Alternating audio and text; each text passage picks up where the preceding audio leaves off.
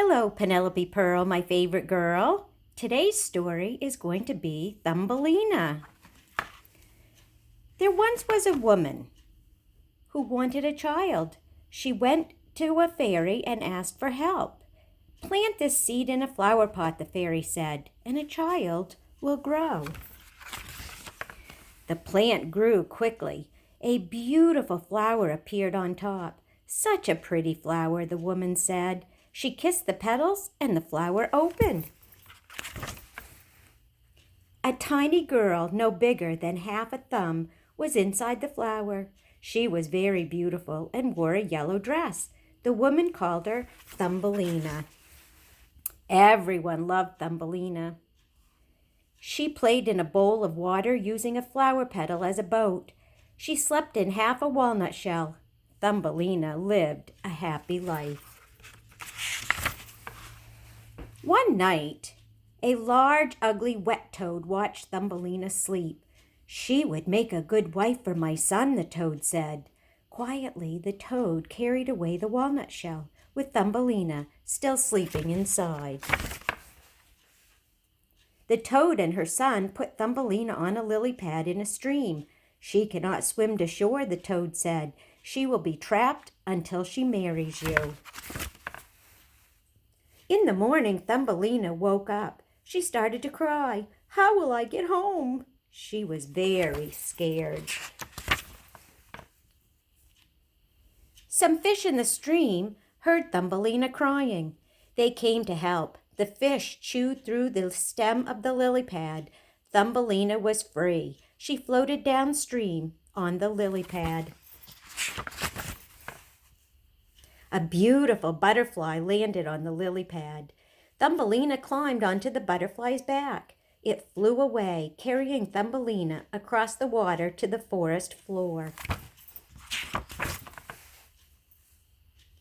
Thumbelina tried to be brave. She missed her mother, but did not cry. "I must be strong," she said. "I will send a letter as soon as I can." Thumbelina lived happily in the forest. She drank honey from petals and water dripping off leaves. She built a little hut in the grass. All was well until winter came. It was too cold. She wrapped herself in leaves, but she could not get warm. Luckily, Thumbelina met a mouse. "You can stay with me," the mouse said. A mole lived next door to the mouse. "He has a very big home," the mouse said. "He is blind. He would enjoy your stories and songs." So every day, Thumbelina walked through a tunnel to see Mole. She sang songs and told stories to entertain him. Soon, Mole fell in love with Thumbelina, but he did not tell her. One day, Thumbelina found a swallow in the tunnel. The bird was very, very sick. "Don't worry," Thumbelina said. "I will take care of you." Thumbelina cared for the bird all winter. By spring, he was better. "I would have died without you," he said. Thumbelina waved as the swallow flew away. Mouse had news for Thumbelina. "Mole wants to marry you," she said. "Isn't that wonderful?" Thumbelina did not want to marry Mole. She did not love him and did not want to live underground.